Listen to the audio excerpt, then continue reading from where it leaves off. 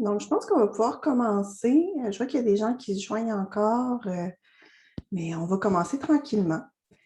Donc, bonjour tout le monde, bienvenue. Je suis contente d'être avec vous ce midi pour une conférence sur la douance. Donc, comme je disais, pour ceux qui n'étaient pas là, la diapositive là, va être disponible par le lien que vous avez dans le chat. Je vais commencer par me présenter. En fait, je m'appelle Magali Gagné, je suis travailleuse sociale, je travaille en jeunesse avec les enfants, les adolescents et leurs familles, avec les parents aussi, depuis quelques années. Puis plus récemment, j'ai commencé à m'intéresser à la question de la douance. Donc aujourd'hui, ce que je vous présente, c'est vraiment une introduction à la douance. On va voir des notions de base, les bases théoriques, dans le fond, issues de la littérature scientifique, puis aussi issues de mes observations cliniques, de mes discussions avec des collègues. Vous allez voir, je me base beaucoup sur l'enfance parce que moi, c'est ma zone d'expertise, l'enfance, mais il y a beaucoup des notions qui vont être transposables à l'adulte. J'ai environ 30-40 minutes là, de contenu à vous présenter, puis je me garde une période à la fin pour répondre à vos questions. N'hésitez pas là, à rentrer vos questions au fur et à mesure dans la section questions et réponses. C'est Q, Q et R ou Q et A.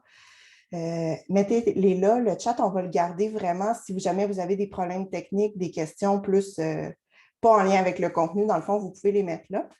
J'ai ma collègue Julie Lebeau qui est là avec moi aujourd'hui, qui s'est gentiment offerte pour m'assister avec tout ça. Donc, j'espère très fort avoir le temps de répondre à toutes vos questions à la fin, mais ça se pourrait que je doive faire le tri. Donc, je m'excuse d'avance pour ça. La conférence aujourd'hui est enregistrée, donc la rediffusion va être disponible si jamais vous ne pouvez pas l'écouter au complet ou que vous désirez la partager là, avec des collègues qui n'avaient pas la chance d'être là ou qui n'ont pas réussi à s'inscrire. Donc, voilà le plan de la rencontre pour vous donner une petite idée. Donc, je commence par vous faire une petite mise en garde. Aujourd'hui, ce que je vais vous présenter, là, c'est vraiment des généralisations. Un enfant pourrait plus ou moins ressembler là, au portrait que je vous décris. Chaque cas est unique, chaque personne va présenter sa douance à sa façon. Certains vont avoir des difficultés, puis des manifestations négatives de la douance, puis d'autres vont vivre très bien avec leur différence. Pour cette raison-là, ma conférence ne peut pas remplacer l'avis que vous auriez d'un professionnel pour votre cas spécifique à vous si vous alliez consulter en clinique. Puis pour la même raison aussi, pendant les questions et réponses, je vais répondre à des questions d'ordre général, des précisions, des questions que je n'aurais pas abordées par exemple. Mais je ne pourrais pas répondre à des questions spécifiques sur le cas de votre coco ou de votre cocotte ou un cas que vous voyez en classe pour les enseignants parce que je serais mal à l'aise de le faire sans connaître tout le contexte là, qui entoure ça. Puis, ça risquerait de ne pas être aidant de toute façon. Donc, on se lance. La définition de la douance, c'est quoi la douance? Il n'y a pas de consensus scientifique là, sur une définition commune de la douance. Donc, à des fins de vulgarisation, moi, je la définis comme suit. C'est une combinaison d'aptitudes hautement au-dessus de la moyenne.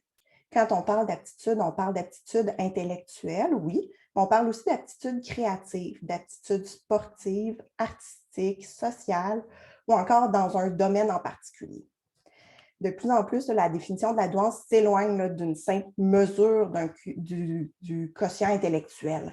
On va parler maintenant plus d'un processus développemental, d'un développement particulier qui évolue selon une interaction entre la biologie, donc les aptitudes innées de la personne, donc l'hérédité, puis le développement neuropsychologique, puis l'environnement, donc l'environnement dans lequel ce potentiel-là inné va pouvoir se développer ou pas. Il faut savoir aussi que la douance, ce n'est pas un trouble, ça n'apparaît pas dans le DSM, là, le manuel des troubles mentaux. Ce n'est pas un diagnostic. En fait, la douance, c'est une force. Le seul moment où on va parler d'une vulnérabilité, c'est lorsque la douance se présente dans un contexte de double exceptionnalité, donc associé à un trouble, je vais en reparler plus tard, ou encore dans les cas de très haut potentiel intellectuel. Donc, on parle vraiment là, des personnes qui vont faire partie du 99,8e rang centile et plus. Ça aussi, je vais en reparler un petit peu. Donc, peu importe la définition qu'on adopte, là, il y a 5 principes qui doivent guider notre conception de la douance. Premièrement, les traits et les caractéristiques de la douance sont malléables et variables au cours de la vie de l'individu. Ce qui veut dire qu'un trait ne va pas se manifester de la même façon dépendant du moment de la vie, peut aussi ne pas du tout se manifester à un certain moment, puis apparaître plus tard. Puis, ça veut dire aussi que quelqu'un qui coterait doué dans les tests à un certain âge pourrait ne pas le faire plus tard. Ensuite, l'environnement dans lequel l'enfant se développe va beaucoup influencer la manifestation des caractéristiques de la douance. Donc, c'est là qu'on va voir l'impact du milieu familial, de l'école, l'impact aussi du milieu socio-économique d'où l'enfant vient. C'est là, malheureusement, qu'on va voir l'impact des inégalités socio-économiques, de la culture, par exemple. Troisièmement, les caractéristiques de la douance ne s'expriment pas toutes de façon positive. Ensuite, la douance ne s'exprime pas tout le temps et ce ne sont pas toutes les personnes douées qui expriment toutes les caractéristiques de la douance. Ce qui revient un peu à ce que je vous disais dans ma mise en garde, qu'il n'y a pas un profil de personne douée. Chaque personne douée va être différente puis va exprimer sa douance de façon différente. Et finalement, les traits et caractéristiques de la douance ne vont pas nécessairement mener à une grande réussite scolaire ou à l'excellence dans la vie. Donc, on comprend ici que ce n'est pas parce qu'un enfant est doué qu'il est premier de classe nécessairement ou qu'il va devenir une éminence là, dans son domaine. Je ne vais pas rentrer dans le détail des différentes théories de la douance, là, mais pour ceux que ça intéresse, qui veulent explorer davantage, je vous mets ici les principales théories qui existent. Gagné, ce n'est pas moi, c'est François Gagné. Vous avez ici les références rapides, puis dans la bibliographie, à la fin, là, vous allez avoir la référence complète. Ensuite, on se questionne à savoir c'est quoi la fréquence de la douance dans la population. Encore là, le fait qu'il n'y ait pas une seule définition qui est acceptée, qu'il n'y ait pas de consensus à ce niveau-là, ça fait que le chiffre varie là, selon ce que vous lisez. Les modèles les plus restrictifs vont parler d'un 2,2% à peu près là, de personnes douées dans la population. Puis, cette définition-là est de plus en plus contestée, puis certains chercheurs, certains intervenants veulent élargir jusqu'à un 10% de la population. Donc, les signes précurseurs. Avoir un enfant doué, c'est avoir un enfant qui a un développement particulier, on l'a vu. J'ai emprunté là, ces deux tableaux-là à Marianne Bélanger, qui d'ailleurs, je fais une parenthèse, là, je vous recommande vraiment son livre. Selon moi, si vous voulez une bonne base en douance, c'est la référence. Je l'ai mis à la fin aussi. Donc, ce qu'on voit ici, c'est des moyennes. On voit que chez la plupart des enfants doués, le développement va être précoce. Encore ici, c'est ça, c'est des moyennes, c'est pour vous donner une idée. Si votre enfant, à 1 mois, ne tenait pas sa tête, ça ne veut pas dire qu'il n'est pas doué. Puis, s'il tenait sa tête à 1 mois, ça ne veut pas dire nécessairement qu'il est doué non plus. C'est juste pour vous donner une idée. Ce que je trouve intéressant aussi, c'est la petite mention dans le bas, comme quoi, des fois, on ne va pas voir nécessairement un développement précoce, mais quand l'étape, dans le fond, est atteinte, là, quand l'aptitude apparaît, elle apparaît d'un coup. L'enfant, il ne sait pas marcher plus tôt, mais il va se lever puis il va marcher tout de suite. Donc, souvent, c'est des enfants qu'on ne va pas reconnaître quand on lit les différentes étapes développementales. Là, quand on a notre petit bébé puis qu'on lit le mieux vivre là, ou naître et grandir, bien, on ne le reconnaît pas. Oui, parce qu'il est en avance, mais aussi parce qu'il va apprendre, il va réfléchir puis il va explorer différemment. Les enfants aussi, on va voir, c'est des enfants qui sont plus attirés vers des amis plus vieux, puis qui vont beaucoup chercher l'attention, la présence de l'adulte, puis des fois même, ils peuvent devenir accaparants pour l'adulte. Pourquoi? Parce que c'est des enfants qui ont besoin de stimulation de façon continue, qui sont avides d'apprendre, qui sont avides d'explorer, puis qui ont peu de tolérance à l'ennui. Ensuite, un dernier signe là, qui ment rarement, c'est que les professionnels d'éducation qui entourent votre enfant vont vous en parler. Les éducatrices à la garderie, les enseignants, par exemple, vont vous dire qu'ils remarquent vraiment que votre enfant est en avance. Ce qui nous amène à parler de l'évaluation de la douance. Donc, le processus d'évaluation, c'est un processus qui se fait en neuropsychologie sur quelques rencontres pour un total de 4 à 8 heures environ. Dans ce processus-là, les différentes caractéristiques de la douance vont être évaluées. Ce n'est plus un simple test de QI qu'on fait passer. Donc, le processus va comporter une entrevue avec les parents, durant laquelle on va faire l'historique de l'enfant, de la grossesse à aujourd'hui. On va regarder son fonctionnement dans la famille, son fonctionnement à l'école, son fonctionnement social, puis on va regarder aussi l'historique familial. Ensuite, il y a des questionnaires qui sont remis pour les parents, à remplir par les parents, à remplir par l'enseignante. On va aussi avoir les tests cognitifs là, qui vont regarder plusieurs aspects verbaux, non-verbaux, mémoire, etc.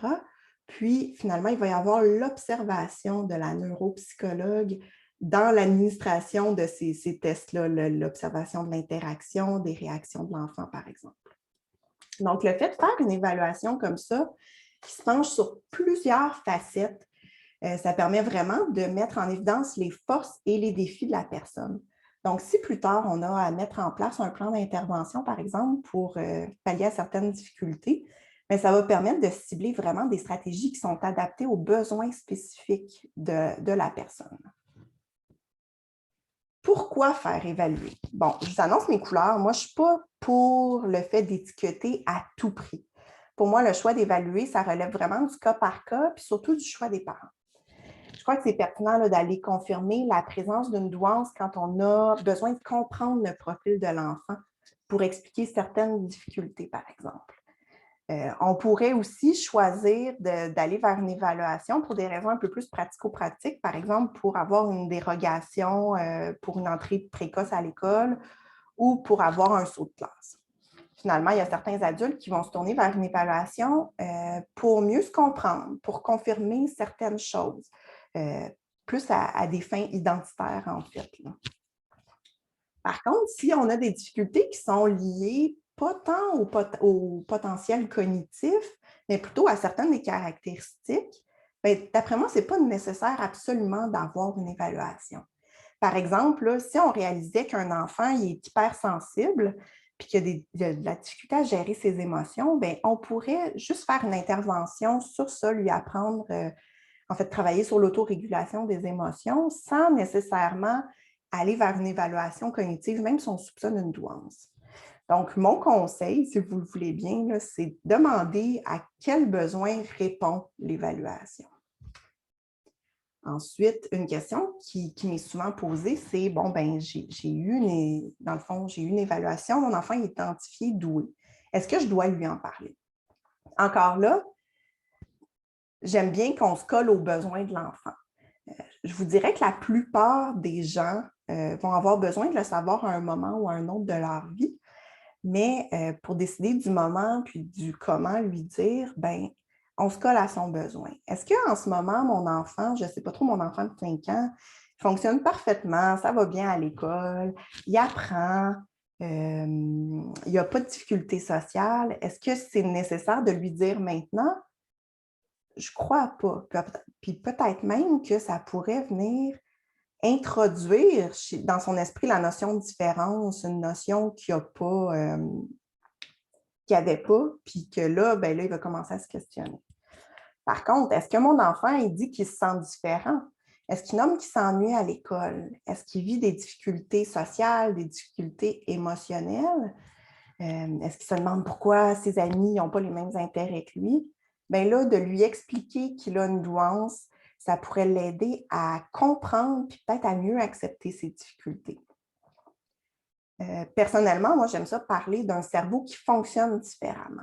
Un cerveau qui fait des liens plus rapidement, qui pense beaucoup, qui pense tout le temps, qui a des pensées qui vont dans toutes les directions. Un cerveau qui ressent les émotions puis les stimuli de l'environnement plus fort. On peut aussi l'aborder en reconnaissant les domaines où il a des aptitudes exceptionnelles. Par contre, j'aime moins le positionner en disant à l'enfant « Ah, ben, tu as une intelligence qui est supérieure à la moyenne. » Parce qu'on a vu, la douance, c'est pas que ça. Puis, cette explication-là ne vient pas lui montrer pourquoi il y a des difficultés, dans le fond. Encore là, c'est ma position à moi. Ce n'est pas un absolu. Puis, je fais appel à votre jugement sur la question. C'est vous, l'expert de votre enfant, puis vous pourrez choisir comment et quand vous lui en parlez. J'ai envie de glisser un petit mot aussi sur la suridentification. De plus en plus, il y a des voix de professionnels, des voix de chercheurs qui se lèvent pour dénoncer le nombre grandissant d'enfants identifiés doués. Donc, un peu comme c'était le cas, là, comme c'est le cas avec le TDAH qu'on voit depuis quelques années, là, ce qui est dénoncé, là, le surdiagnostic du TDAH. Dans le fond, c'est l'élargissement de la définition de la douance, comme je vous en ai parlé un peu plus au début, qui fait qu'il y a de plus en plus d'enfants qui vont être identifiés doués. Clairement, là, on assiste à un genre de mode, puis dans un sens, c'est tant mieux parce que les enfants doués sont identifiés, puis le personnel, les professionnels qui gravitent autour d'eux, les enseignants, les intervenants, sont de plus en plus sensibilisés et outillés pour les soutenir. Puis aussi, ce que ça fait, c'est qu'on déstigmatise un peu l'espèce de tabou autour de la douance, puis les parents ont moins peur d'en parler parce qu'ils ont moins peur de passer pour des parents vantards ou des parents qui pensent que leur enfant, c'est le meilleur. Personnellement, je suis encore à me faire une tête là, sur la question. Je ne prétends pas être capable de me prononcer sur ce processus-là d'évaluation. Je laisse ça à mes collègues neuropsychologues. Par contre, j'ai envie de vous faire une petite mise en garde. Il y a certaines des manifestations qu'on associe à la douance qui peuvent être aussi expliquées par autre chose. Je prends l'exemple d'un enfant qui serait dérangeant en classe. C'est tentant de dire, il est dérangeant parce que c'est un petit doué qui s'ennuie. Oui, ça se peut, effectivement. Par contre, pourquoi on peut être dérangeant en classe? Pourquoi on peut avoir des comportements inappropriés? Peut-être qu'il y a un TDAH, justement. Peut-être qu'il vit des difficultés à la maison. Peut-être qu'il y a un trouble d'apprentissage. Peut-être qu'il y a un problème visuel qui n'a pas été détecté et qui n'arrive pas à être attentif en classe. Il y a plein de raisons qui font qu'un enfant peut être dérangeant en classe. Donc, il faut chercher un petit peu plus loin de la douance. Il faut vraiment tout écarter. Après ça, l'autre chose que j'ai envie de dire, c'est que si votre enfant est identifié comme étant doué, ce n'est pas toutes ces difficultés qui vont être dues nécessairement à la douance. La personne douée, elle est plus que sa douance, puis ses défis peuvent dépasser le cadre de la douance. Donc, il faut garder l'esprit ouvert à recevoir une explication qui n'est pas nécessairement incluse dans la douance. On va prendre une petite pause verre d'eau. Donc, je l'ai dit, avoir un enfant doué, c'est avoir un enfant différent. Ce n'est pas un enfant qui va cadrer là, dans les livres sur le développement et sur l'éducation des enfants. Je vais vous présenter quelques-unes des grandes caractéristiques de la douance. Ce n'est pas une liste qui est exhaustive. Puis je rappelle aussi que la douance va se manifester différemment d'un enfant à l'autre. Les caractéristiques ne vont pas toutes être présentes, puis ne vont pas se montrer de la même façon chez chacun. Puis la même caractéristique, elle peut se manifester positivement ou négativement, dépendant de l'enfant, mais dépendant aussi du moment dans la vie de la personne.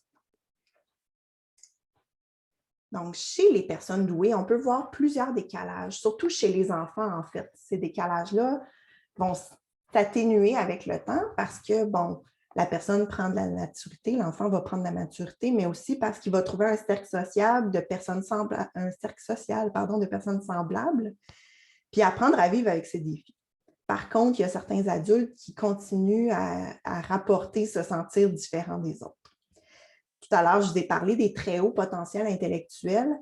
Leur vulnérabilité, c'est ici qu'elle repose, dans ces décalages-là, parce qu'ils vont être plus marqués chez eux du fait qu'ils sont plus éloignés de la moyenne. Donc, le premier décalage dont j'ai envie de vous parler, c'est le décalage entre le développement cognitif et le développement psycho-affectif. Moi, en clinique, c'est celui que je trouve le plus important, surtout chez les enfants. Dans le fond, c'est qu'on a affaire à un enfant qui comprend beaucoup de choses assez complexes, qui s'exprime très bien comme un plus grand. Par contre, au plan des émotions, la plupart du temps, il a son âge réel. Donc, ça crée deux choses. La première, c'est qu'il va comprendre des concepts super complexes, il va se poser des questionnements existentiels, philosophiques, mais il n'a pas la capacité de gérer les émotions que ça suscite. On peut donner l'exemple de la mort. Là, un jeune enfant qui comprend, qui pense à la mort, qui comprend la finalité de la mort, qui va réfléchir à qu'est-ce qu'il y a après la mort, mais qui n'est pas encore équipé là, pour gérer l'angoisse que ça peut susciter de penser à ça. On peut, au quotidien, là, plus concrètement, ce que ça peut faire aussi, c'est que l'enfant, c'est un champion pour identifier les émotions, pour nommer comment les gérer quand il est calme. Mais lorsque cette émotion-là se présente et qu'elle l'envahit, ben, il retourne à son âge réel, puis vous allez avoir une crise de bacon malgré le fait qu'il était capable d'en parler avec beaucoup d'éloquence. La deuxième chose que ça crée des attentes chez l'adulte. Justement, là, on voit notre enfant qui agit comme un grand de 3, 4, 5 ans plus vieux, puis on s'attend à ce qu'il agisse tout le temps comme un 3, 4, 5 ans plus vieux. Donc, quand on est un adulte qui intervient auprès d'un enfant doué, il faut constamment se rappeler son âge réel puis ajuster ses attentes en conséquence. L'autre décalage qu'on va voir parfois, c'est un décalage entre le développement cognitif et le développement psychomoteur. Je pense que le meilleur exemple, ça pourrait être celui d'un enfant qui apprend à lire très tôt ou qui apprend à lire très vite, puis qui rapidement va dépasser le niveau moyen pour son âge. Mais par contre, son écriture peut être dans la moyenne. Encore là, ça peut sembler curieux, on peut se dire, ah bien, il y a quelque chose qui ne va pas. Non, il faut encore se ramener au fait que l'enfant, sur plein de sphères de son développement, il a son âge réel. Ensuite, on peut voir un décalage avec les pairs du même âge. On peut voir des difficultés de socialisation parfois qui sont associées à ça, parce que l'enfant, il peut ne pas avoir les mêmes intérêts que ses camarades de classe ou de ses camarades du même âge, puis il peut ne pas arriver à avoir des jeux aussi élaborés qu'il le voudrait. On va remarquer aussi que l'enfant, comme je vous l'ai dit plus tôt, il va s'entendre mieux avec les plus vieux, puis avec les adultes. Souvent, finalement, l'enfant va finir par trouver des amis qui ont un profil un peu semblable au sien, là. Je pense à un ado que je suivais, qu'on explorait ça, la sphère sociale, puis il me disait « Ah, moi, ça va super bien maintenant parce que j'ai trouvé des amis qui sont bizarres comme moi. » Donc, les difficultés qu'il avait vécues au primaire, ben, se sont estompées du fait qu'il a trouvé des bizarres comme lui. Puis il était bien heureux avec ces bizarres.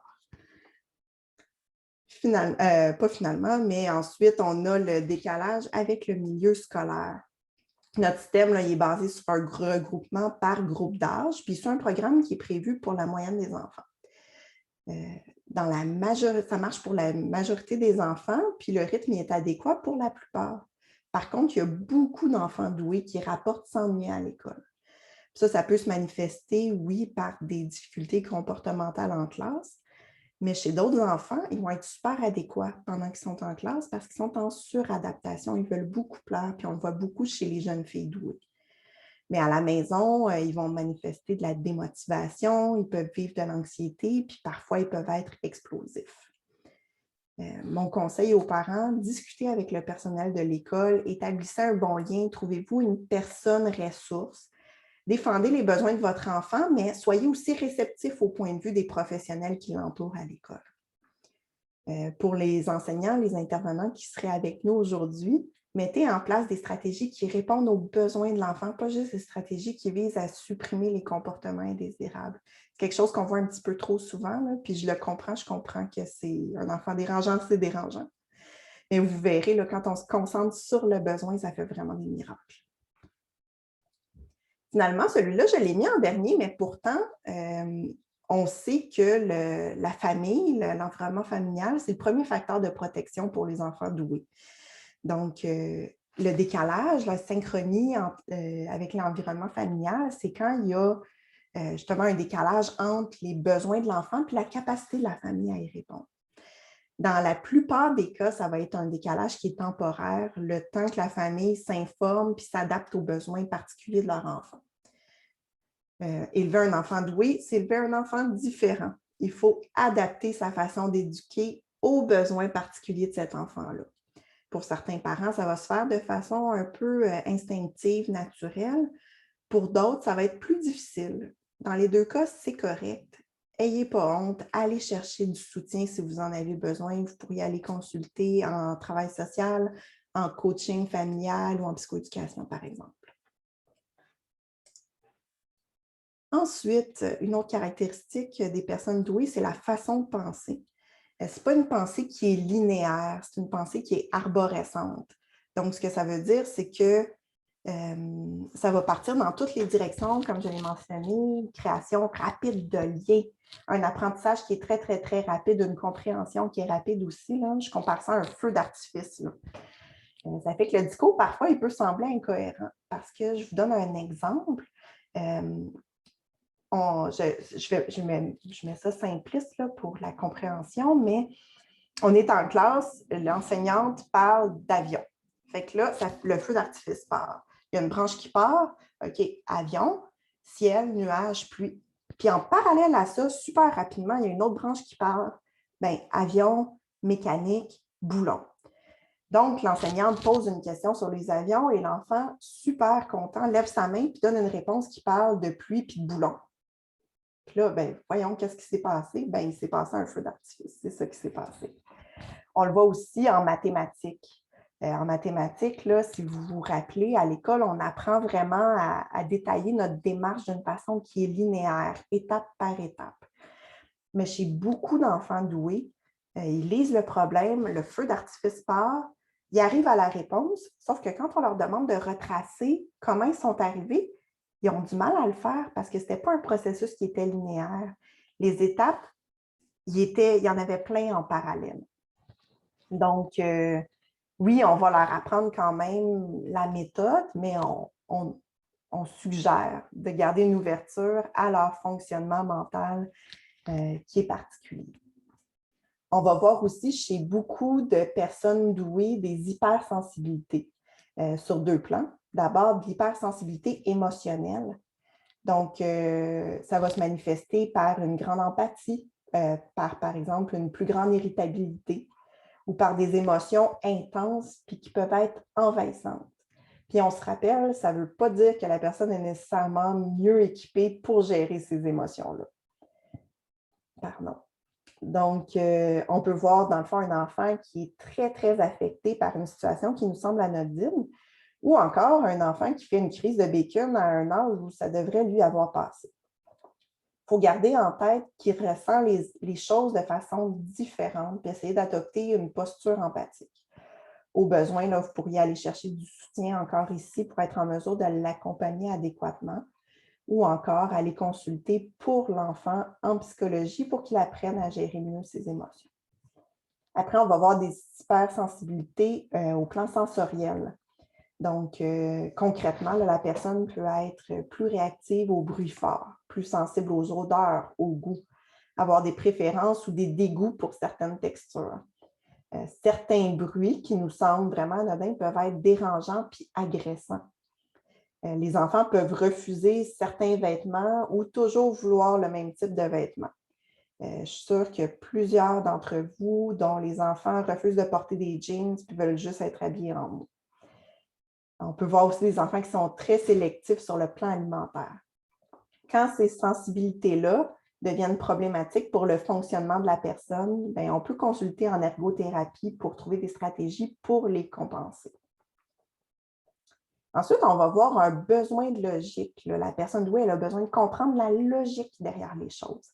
À 3-4 ans, là, la phase du pourquoi peut être très intense. Puis pour les plus vieux, bien, c'est les règles et les consignes qui vont toujours avoir besoin d'être expliquées, d'être justifiées. Puis une faille dans la logique derrière une règle, bien, c'est une porte ouverte pour la challenger, cette règle-là. Donc, c'est ça. Par exemple, là, ben, ce soir, d'habitude, la semaine, tu n'as pas d'écran, mais là, ce soir, on fait un spécial, on est jeudi, tu peux prendre ton écran pour une demi-heure. OK, mais demain, on est encore la semaine, est-ce que je peux prendre mon écran? Puis non, OK, mais jeudi prochain, d'abord, est-ce que je peux prendre mon écran? Pourquoi? Donc, ils ont un besoin de logique qui se manifeste beaucoup, beaucoup comme ça. On va voir aussi de l'argumentation, de la négociation chez le jeune doué. La plupart du temps, là, les questionnements, ce n'est pas un manque de respect. Il est véritablement curieux, il veut véritablement savoir qu'est-ce qui se passe, qu'est-ce qu'il y a derrière ça. On peut répondre à son besoin de logique là, en expliquant. On peut l'impliquer dans des décisions familiales quand c'est approprié, là, évidemment. On peut lui demander son opinion.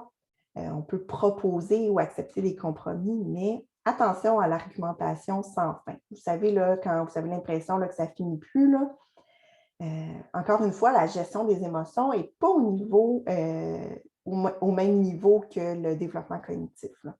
Donc, parfois, vous allez refuser quelque chose à votre ado, par exemple. Il est frustré. Il est dans un état qui est émotif. Fait qu'il a beau vous tenir un discours là, qui semble logique, qui semble une argumentation qui semble rationnelle, il ne l'est pas nécessairement. Après ça, on va voir un sentiment de justice. Là, on va l'observer chez plusieurs personnes douées. Ça peut se manifester par une grande frustration chez les tout-petits là, quand les règles ne sont pas appliquées de la même façon aux autres qu'à lui. Puis on peut voir aussi, là, un petit peu plus vieux, un jeune qui est très revendicateur de ses droits, parce que ses droits, il les connaît, il les comprend. Encore ici, on va voir le décalage entre l'intellect et les émotions. Là. Chez, mettons, les plus jeunes, on va les entendre crier à la justice, mais avec une notion un peu immature de c'est quoi la justice. Je donne un exemple. Papa, il est à table, il a une grosse assiette. Bien, pourquoi je n'ai pas une grosse assiette? C'est injuste, parce que sa notion de la justice, pour lui, c'est l'égalité. Ça ne prend pas en compte les besoins différents au plan physiologique là, de son papa versus lui. Donc, on peut travailler, on peut y aller dans une approche un petit peu plus philosophique avec le jeune, en parlant de, oui, mais si la justice était plutôt l'équité, si on était dans autre chose, puis de l'amener à réfléchir, puis à développer un peu sa notion de la justice. Et finalement, on va voir une compétence qui est liée au champ d'intérêt. Qu'est-ce que ça veut dire, ça? Ça veut dire, n'essayez pas de faire quelque chose à une personne douée si ça ne l'intéresse pas. La personne douée va être excellente dans ce qu'elle entreprend, dans la mesure où ça l'intéresse. Tout à l'heure, je vous ai parlé de double exceptionnalité. Donc, la double exceptionnalité, c'est quand il y a la présence d'un trouble et de douance. On va parler aussi, vous allez entendre des fois le terme twice. Dans le fond, ça vient de la traduction anglaise de double exceptionnalité. Parmi les troubles qui peuvent se présenter avec la douance, là, on va avoir le trouble du déficit de l'attention avec ou sans hyperactivité, le fameux TDAH, le trouble du spectre de l'autisme. On peut avoir les troubles neurodéveloppementaux, là, les troubles d'apprentissage, toutes les dyslexies, dysorthographie, etc. Puis les troubles de santé mentale qui sont listés dans le DSM-5, le manuel des troubles mentaux. Ce qui est délicat avec la double exceptionnalité, c'est que comme les manifestations peuvent se ressembler, c'est difficile des fois de détecter qu'il y a la présence de douance. On peut voir un effet de masquage. Par exemple, si la personne a un TDAH dont les manifestations sont très, très, très visibles, mais ça se peut qu'on n'arrive pas à détecter qu'il y avait une douance. Ou au contraire, parfois la douance va venir compenser le TDAH.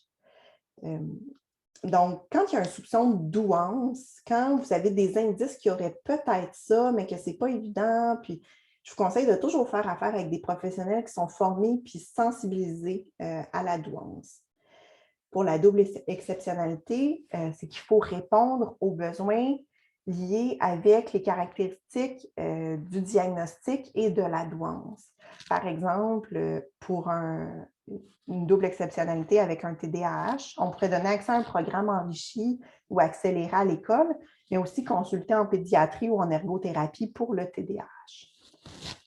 J'ai envie de vous dire un petit mot particulier sur l'anxiété, parce que, bon, on voit que ça peut arriver avec un trouble anxieux, mais il pourrait y avoir des traits anxieux assez importants sans qu'il y ait un trouble nécessairement.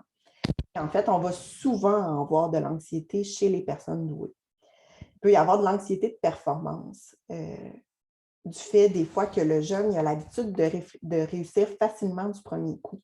Donc, il n'a pas été exposé tant que ça à l'échec, il n'a pas été exposé à la difficulté, il n'a pas développé sa tolérance.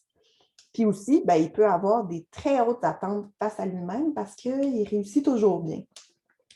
Donc, doucement, il faut accompagner notre enfant, notre jeune, à développer une tolérance au défi, une tolérance à l'échec parce que bien, une vie, pas d'échec, puis pas de défi, ça ne se peut pas. Puis on va aussi l'amener tranquillement à être indulgent face à lui-même, à ajuster ses attentes. Parfois aussi, comme parent, là, plus ou moins consciemment, on peut avoir des attentes très hautes face à notre jeune parce qu'on connaît son potentiel puis on veut qu'il le développe. Donc, il faut vraiment faire attention à nos propres attitudes. On peut voir aussi une anxiété, comme je l'ai mentionné plus tôt, là, due au fait qu'il va avoir des réflexions sans avoir nécessairement la capacité de gérer les émotions que ces réflexions-là vont générer. Encore là, si l'anxiété devient trop envahissante, si ça nuit au fonctionnement de l'enfant, on n'hésite pas à en consulter en psychologie. Finalement, là, je veux vous dire un petit mot rapide sur la douance et le TSA. Donc, c'est souvent une association qui est faite. Si vous avez écouté la série de Big Bang Theory, le personnage de Sheldon Cooper, là, il a vraiment comme contribué à solidifier cette association-là. Oui, ça peut exister.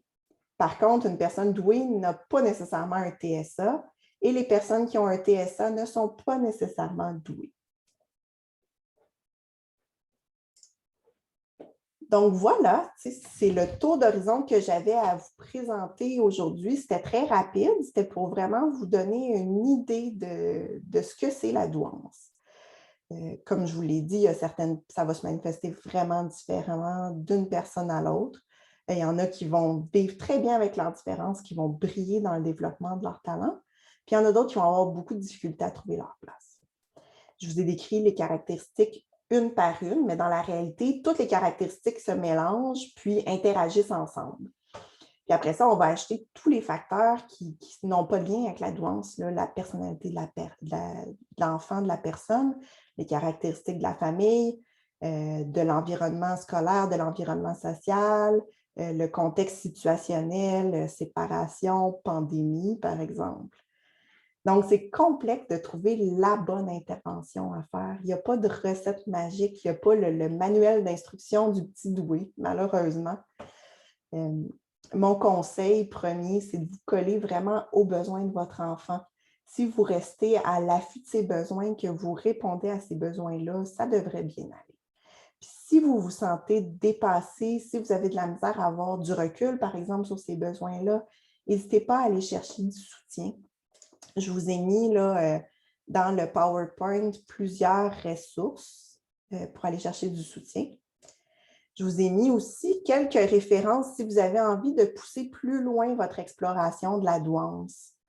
Donc, voilà mes coordonnées. Puis la bibliographie, là, où vous allez pouvoir trouver les références plus spécifiques de ce sur quoi je suis passée rapidement. Donc, je vous remercie, puis je vais prendre mes questions maintenant. Parfait, Magali. La première question qui nous est demandée, à quel âge peut-on envisager faire l'évaluation? À quel âge peut-on envisager? Comme je vous dis, je ne suis pas neuropsychologue. Je crois que ça peut se faire très jeune. Là. Il y a des tests qui sont faits pour les tout petits. Encore là, je vous ramène dans le fond à ma question, mettons qu'on parle d'un enfant de 3 ans, à quel besoin ça répondrait d'aller le faire évaluer si jeune? Est-ce que c'est nécessaire? Est-ce que c'est utile? Donc, je crois, puis mes collègues neuropsychologues, j'ai vu qu'il y en avait qui sont là aujourd'hui, peuvent me corriger si je me trompe, mais je crois qu'il y en a pour les enfants d'âge préscolaire. Donc, oui, on pourrait très jeune envisager d'aller vers une évaluation. Parfait, merci. Deuxième question, est-ce que la douance est héréditaire? Est-ce que c'est héréditaire? Oui, en fait, on va souvent avoir une composante héréditaire. Dans la plupart des cas, moi, quand j'ai des jeunes doués dans mon bureau, ben, ils ne sont pas tombés loin des parents. Il y a un des parents qui dit: Ah oui, c'était moins identifié dans le temps dans notre temps. Mais oui, là, les parents vont dire: ben oui, j'ai toujours eu un parcours enrichi, j'ai été dans les classes de douance ou ce genre de choses-là. Donc oui, il y a une composante héréditaire. Toutefois, comme je l'ai dit, le fait de naître avec cette composante-là ne fait pas nécessairement que la douance va se développer. C'est important, les caractéristiques de l'environnement sont super importantes. Parfait, merci. En quoi les décalages que tu as présentés amènent des conséquences? En quoi ça amène des conséquences? Euh, ben, ça amène des conséquences, je pense, beaucoup. Mettons, je parle je pense que je l'ai montré, pour l'instant, mon fil, je m'excuse. J'en ai parlé un peu, le décalage avec les émotions, ben, c'est beaucoup que l'enfant ne va pas agir nécessairement comme on s'attend à ce qu'il agisse. Ça fait aussi, par exemple, si on pense à des sauts de classe, si on l'accélère beaucoup, beaucoup, c'est sûr que c'est souhaitable, mais il faut toujours prendre ces décalages-là en compte aussi. Parce qu'il n'y aura pas nécessairement le niveau de maturité nécessaire là, pour être avec des jeunes plus vieux. Ce qu'on peut voir aussi, les décalages, mais par exemple, le décalage familial, une famille qui ne s'adapte pas qui n'adapte pas sa façon d'éduquer, sa façon de prendre en compte les besoins particuliers de l'enfant, ça pourrait être assez dramatique. Là. Ça serait un enfant qui ne fit pas dans sa famille. Là. Des parents qui ne sont pas capables de répondre à ses besoins. Une fratrie qui ne s'adapte pas, ça pourrait amener, par exemple, de l'anxiété, ça pourrait amener de la dépression. Donc, comme je vous disais, il y en a pour qui ces décalages-là, ça va se replacer super vite, ils vont s'adapter, ils vont s'habituer, puis il n'y aura pas de grandes conséquences, puis il y en a d'autres pour qui les conséquences peuvent être assez désastreuses. Je ne sais pas si ça répond bien. Pour ma part, oui. Si jamais ce n'est pas le cas, n'hésitez pas à écrire la question dans les questions-réponses. En lien avec les services maintenant. Quelqu'un demande à quel endroit est-ce qu'on peut faire évaluer? Est-ce que c'est au CLSC? Comment on peut procéder? D'autres nomment qu'il y a beaucoup d'attentes dans les services publics. Alors, qu'est-ce que tu répondrais à cette question, Magali? Effectivement, les services publics ont beaucoup d'attentes, puis ils vont vraiment prioriser selon l'atteinte au fonctionnement de la personne. Donc, si vous êtes dans un questionnement plus pour de l'adaptation scolaire ou quelque chose qui est léger, je pense que malheureusement, c'est une réponse super plate. Là. Je pense que ça va être très, très, très difficile d'avoir une évaluation au public. Dans les CLSC, en fait, dans le public, il n'y a pas beaucoup de neuropsychologues. C'est ça, c'est difficile, il y a beaucoup d'attentes. Dans le fond, je pense que la plupart des évaluations vont se faire en clinique privée. Donc, vous pouvez trouver là, par l'ordre des psychologues, des neuropsychologues aptes à faire l'évaluation. Parfait. Est-ce que tu as des exemples d'adaptations qui peuvent être faites dans les milieux scolaires pour répondre aux besoins des enfants doués? Oui, oui, il y a plein d'adaptations qui peuvent être faites. Je ne l'ai pas abordé parce que justement, c'est comme, il y a tout un cours en fait qui se donne sur l'adaptation des élèves doués. J'ai mis la référence. Mais pour y aller rapidement, on peut y aller avec, au plus simple, là, éviter la répétition. Donc, dans les périodes de révision, permettre à l'enfant de faire autre chose. Quand il comprend très, très vite, lui fournir des cahiers, par exemple, où il pourrait faire des exercices plus avancés de la classe, du niveau scolaire supérieur, par exemple. Lui permettre de lire à certains moments, lui permettre de compléter ses devoirs en classe dans les moments où il y a de l'ennui. On peut lui faire des projets personnels sur un sujet qui l'intéresse particulièrement. On peut penser à de l'accélération aussi. Là. Si l'enfant il est hyper doué en mathématiques, puis que tout ce qu'il fait en classe, c'est du déjà vu, bien, on pourrait, en contexte pas de pandémie, par exemple, on pourrait penser l'envoyer quelques périodes par semaine dans une classe du niveau scolaire supérieur. Puis éventuellement, ben, c'est ça, on peut aller vers des programmes qui sont adaptés, des programmes accélérés là, avec des vocations particulières, aller vers des programmes alternatifs, puis éventuellement même penser à un saut de classe. Merci. Une autre question en lien avec l'intervention. Est-ce qu'il existe des guides ou des outils pour arrêter les discussions incessantes ou mieux intervenir dans cette forme d'opposition, négociation avec les enfants? Est-ce qu'il existe des outils? Ben, dans le fond, comme je disais, c'est un équilibre entre répondre aux besoins, parce que c'est un besoin. Le besoin logique, c'est vraiment un besoin. C'est pas tout le temps de l'effronterie, c'est pas tout le temps du défi. Ça l'est parfois. Puis effectivement, parfois, on tombe dans de l'opposition qui se manifeste derrière là, un débat. Donc, c'est de savoir arrêter à un moment donné quand on sent qu'on n'est plus dans une réponse aux besoins. Bien, c'est là qu'on met son pied à terre comme parent puis qu'on met fin au débat. Après ça, comme je vous dis, chaque cas spécifique, ça va être fait d'une façon différente d'une famille à l'autre, de parent à l'autre selon la personnalité de l'enfant, la personnalité des parents. Mais oui, à un moment donné, on n'a pas le choix comme parent de dire là, ça suffit, on n'est plus dans un débat qui est productif. On va aller se calmer chacun de notre côté puis on va en reparler. Donc, je sais que c'est vraiment rapide, là, mais c'est ça, après ça, c'est du spécifique pour quand on dépasse ça.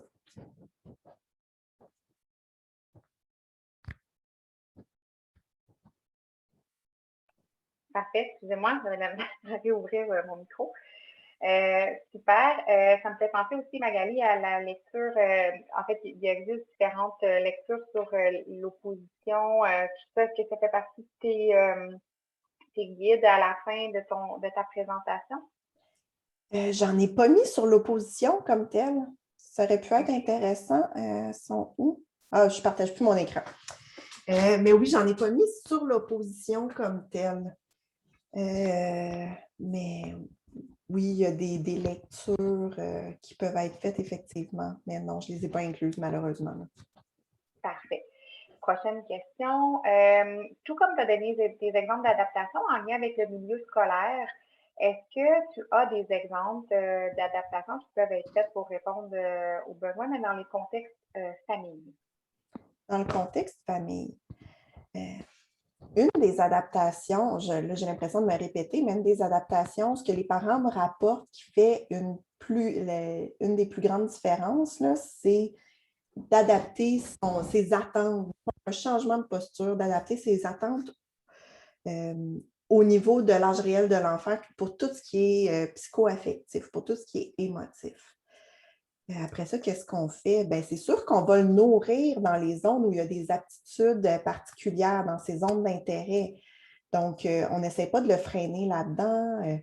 Si votre enfant il est tout petit, il a envie d'apprendre à lire, bien, on lui apprend à lire. On ne le freine pas parce qu'on se dit, bien, à l'école, c'est sûr qu'il va s'ennuyer. Non, non, répondez, nourrissez-le, donnez-lui ce dont il a besoin. Puis c'est vraiment ça, dans le fond, c'est de répondre aux besoins, à son besoin de connaissance, à son besoin d'apprentissage, à son besoin d'être réconforté quand il vit des émotions super intenses aussi, à son besoin d'être validé dans ces émotions-là, à son besoin de se comprendre.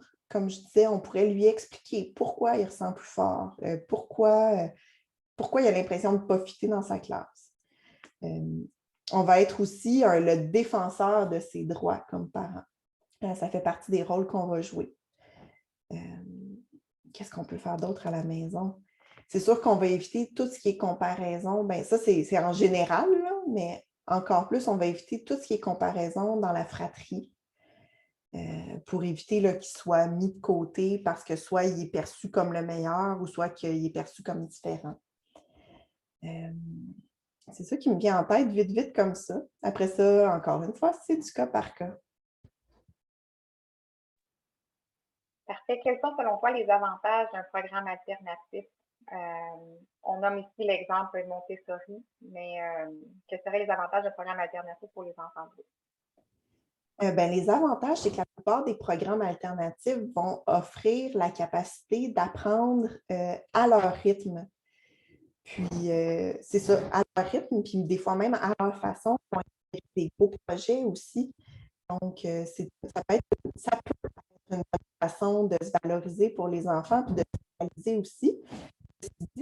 Pour certains enfants, ça ne va pas marcher parce que c'est un peu moins encadré. La structure, elle est moins ferme. Donc, il y a certains enfants qui vont se désorganiser dans ce genre de milieu-là parce qu'ils ont besoin d'être assurés dans un cadre qui est défini et qui est clair. Merci. Est-ce que tu connais les informations concernant les coûts des évaluations dans le secteur privé? Je ne les connais pas. Est-ce que tu peux m'aider avec ça, Julie? Absolument. Évidemment, ça peut différer d'une clinique à l'autre. Nous, on est associés à la clinique Familiaux, si tu me permets de la nommer.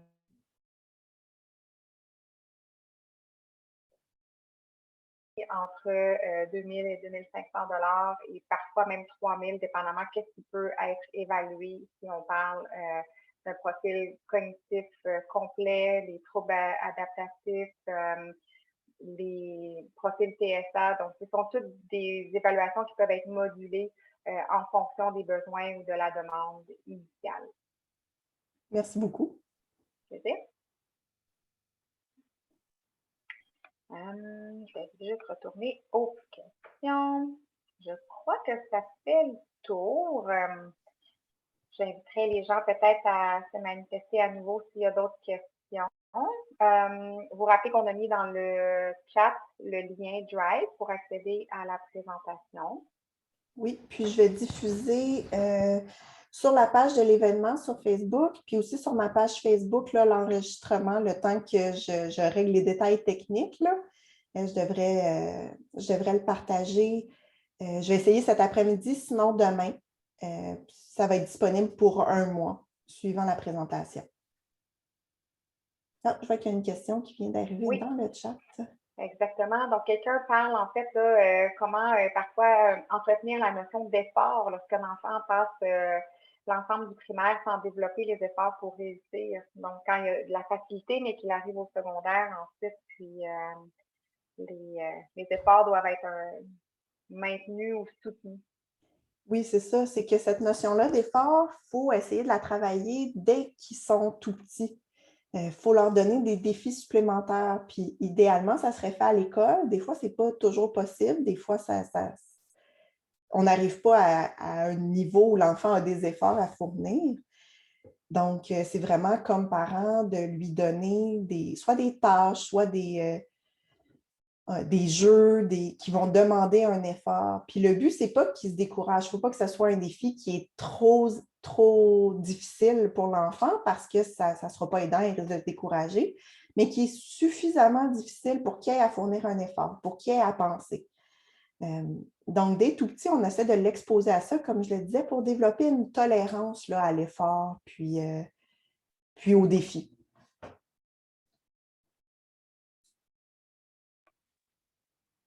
Excellent, merci beaucoup. Pour le moment, moi, je n'ai pas d'autres questions, autres que beaucoup de manifestations de gens qui te remercient, Magali, pour cette présentation.